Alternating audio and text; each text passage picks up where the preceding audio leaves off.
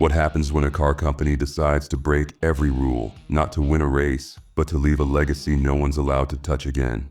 In 1964, at a quiet drag strip in the Midwest, the roar of a Ford Fairlane Thunderbolt shattered expectations. With no rear seats, plexiglass side windows, and a massive 427 cubic inch V8 under the hood, the car lunged down the quarter mile in 11.8 seconds. That wasn't just fast, it was history being written with smoke and fire. The Ford Thunderbolt wasn't built to be sold, it was built to dominate. And to qualify under NHRA's rules, Ford had to make at least 100 units street legal, so they did. Barely. No radio, no soundproofing, fiberglass doors and hood. These were Detroit-built weapons disguised as showroom models. The idea was clear: turn dealerships into armories and let racers do the rest. Only about 100 were built. Some say 127 if you count prototypes. Either way, they weren't meant to last. Even racing icon Mickey Thompson once called it the most vicious factory car ever unleashed. But right as the Thunderbolt started rewriting drag strip performance records, it vanished. No press celebration, no follow-up, just gone. Why would Ford build one of the most dangerous muscle machines ever made, and then erase it from its catalog like it never happened? Some point to NHRA rule changes, others blame insurance red tape. But if you look at the Ford muscle car timeline, the Thunderbolt was just the first of many Ford monsters to be born in secret and buried even faster. This sets the tone. Ford's muscle car history isn't just about what they built, it's about what they erased. Forgotten Ford cars, discontinued Mustangs, hidden machines that today command six figures at collector car auctions and still leave seasoned drivers in awe. And this was just the opening shot. The Vanishing Mustangs, Shadow Legends of Power. Think you know the Mustang? Think again. Because right after the world met Ford's pony car, it quietly birthed two beasts that didn't just blur the line between showroom and racetrack, they laughed at it. Start with the 1965 Mustang GT code. To the untrained eye, it looked like a regular coupe. But pop the hood, and you'd find the 271 horsepower Hypo 289 V8, forged pistons, solid lifters, and a red line that dared you to push harder. This wasn't a cruiser. It was a ticking bomb of power, wrapped in Sunday best sheet metal. Some came in raven black with striking red interiors, a sinister combo rarely seen now. And then there's the kicker. One code reportedly clocked 840,000 miles and kept running. That's not just durability. That's myth in motion.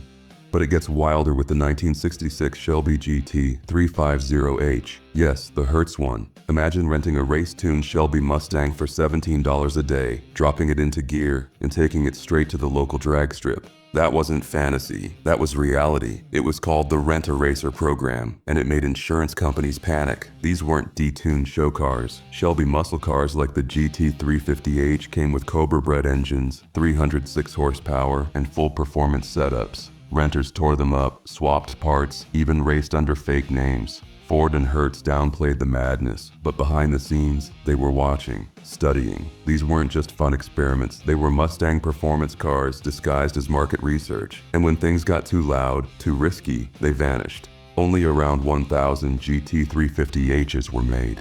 Many were abused, wrecked, stolen, or just disappeared.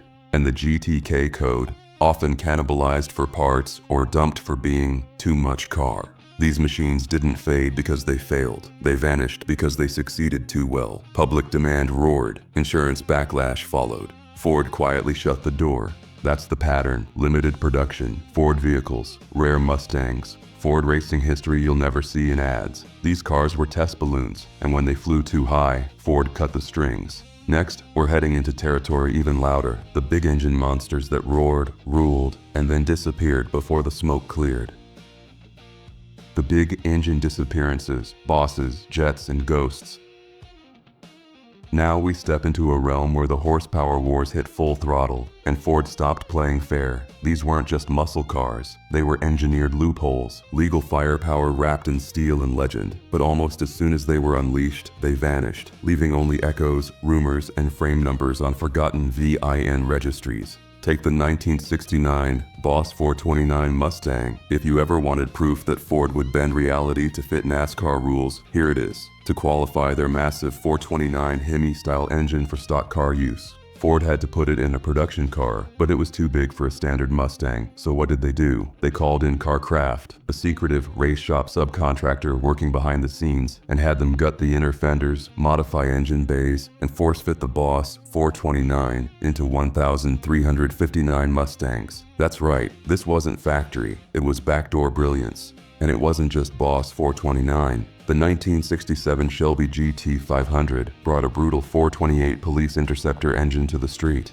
The Cobra jet engine, introduced in 1968, claimed 335 horsepower, but insiders knew it pushed over 400. Why underreport? To beat insurance premiums. The entire thing was a dance around regulators. Factory racers built to hide their true power. Even the 1968 Torino GT Cobra jet became part of this phantom lineup. It packed all the drag strip credentials: heavy-duty suspension, 4.30 gears, ram air scoops, but few remember it now. That's because by the time muscle peaked, the crash had already begun. From 1970 to 1972, emissions laws tightened. Fuel prices rose. Insurance premiums doubled for high-displacement engines. Suddenly, the Boss 429 was a liability. The GT500 couldn't pass smog tests. Ford muscle cars that once roared off lots began disappearing from brochures. Discontinued Mustangs, hidden Ford cars, performance swept under the rug. Some say it was strategy. Others say it was fear of regulation, lawsuits, or backlash. But one thing's certain, Ford's boldest muscle moves didn't die from lack of power. They were strangled in their prime by a world afraid of what came next.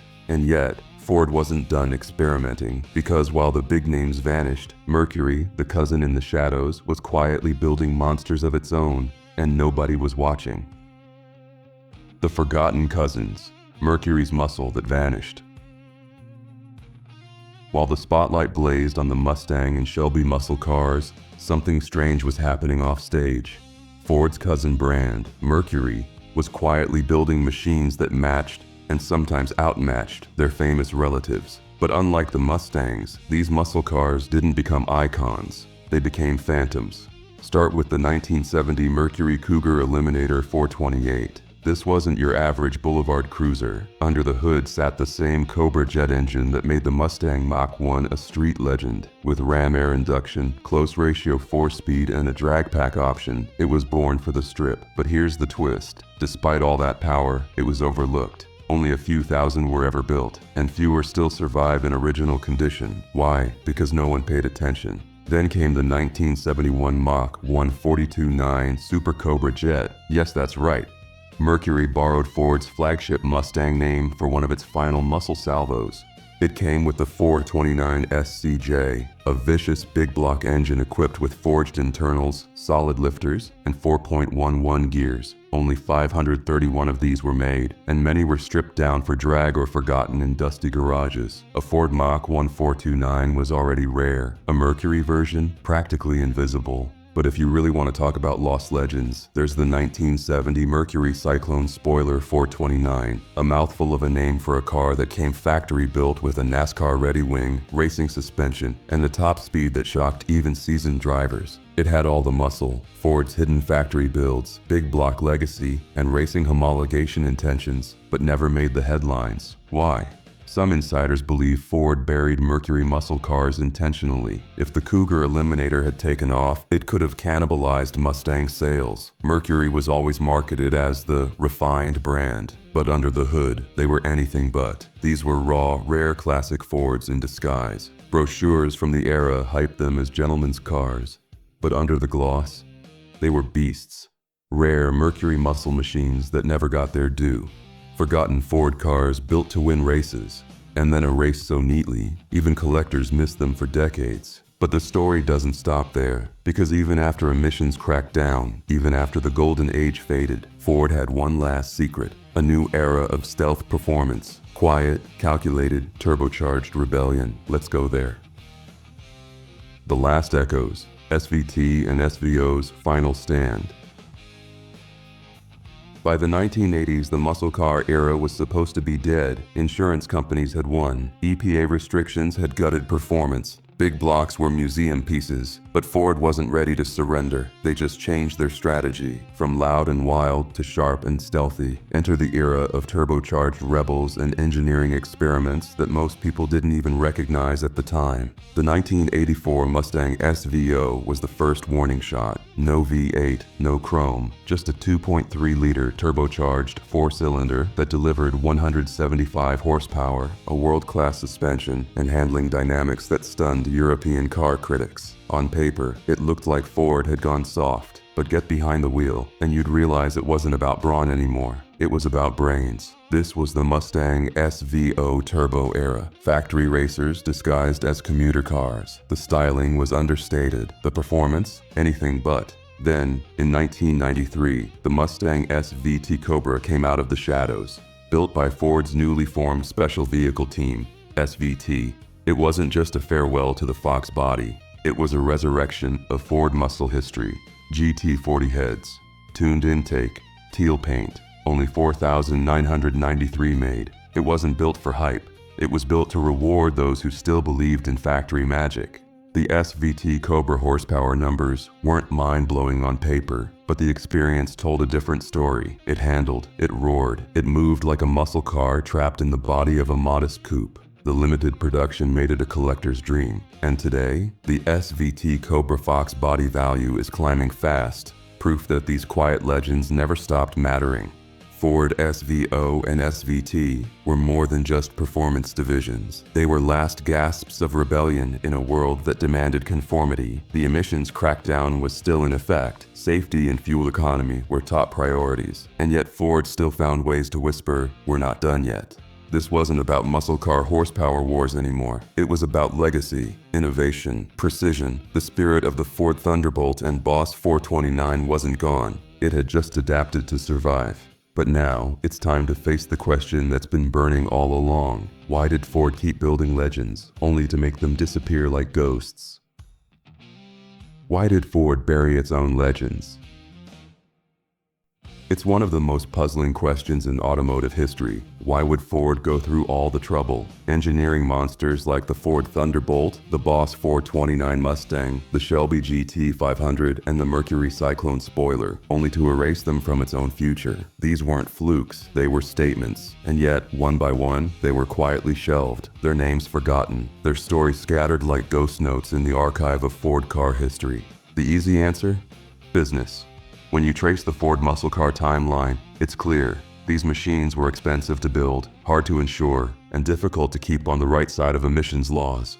By the early 70s, insurance companies were treating high horsepower V8s like loaded weapons. Young drivers were getting priced out, and EPA crackdowns were forcing every automaker to scale back. It simply wasn't profitable to keep building fire-breathing beasts when the government and the market were both tightening the leash. But here's where it gets interesting. Internally, Ford was also trying to future-proof itself. Behind the scenes, executives were watching the sales data closely. The Mustang GT K-Code, Shelby GT350H, and Carcraft Mustangs generated buzz, but they were also liabilities. Cars were wrecked, stolen, and abused. Lawsuits loomed. Add in political pressure, oil crises, and a rapidly changing American culture, and suddenly muscle cars looked less like innovation and more like risk.